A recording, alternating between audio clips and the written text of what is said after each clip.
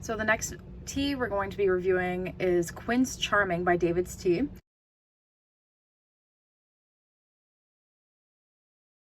So this is a black tea that I have heard kind of speculating around. I'm not too sure when this released. I want to say it was like a Valentine's Day release. I know that this tea is way before my time because I have heard of this tea, but I've never actually had my hands on it or tried it. It's currently not available. I've never seen it come back or anything. It says, once upon a time, there was a bright golden fruit, not quite an apple, not quite a pear, but a different fruit altogether. With a divine, slightly floral aroma, the ancient Greeks used it in their wedding rituals. The Romans stewed it with honey, and it was said to be Aphrodite's favorite fruit.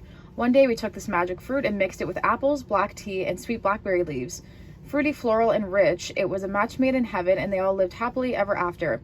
Ingredients are apple, black tea, sweet blackberry leaves, hibiscus, apple pomace, quince, which I'm not too sure what quince is, and natural quince flavoring. So this was actually sent in by Junie. So thank you, Junie, for sending me this tea to review.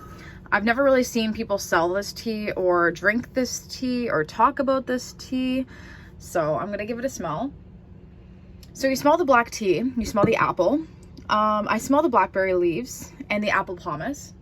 So my take on this tea is like an apple black tea, basically, since it has a lot of apple ingredients, apple flavoring, and I think that black tea goes really well with the apple. So I feel like if I made this ice, it would have been a juicy tea, but I already have an iced tea going. So I decided to make this hot. For a black tea, it's not very opaque of a color.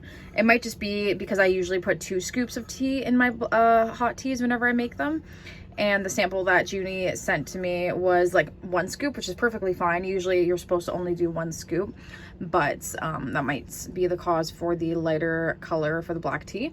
So I'm going to sip it up. Well, this is nice.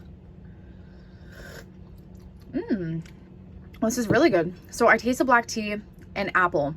It tastes more like apple sauce rather than apple pomace or apple flavoring. Oh, this is nice. I like this a lot, actually.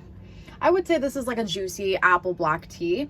I do know that David's Tea has come out with a lot of apple teas in the past, such as Honeycrisp apple.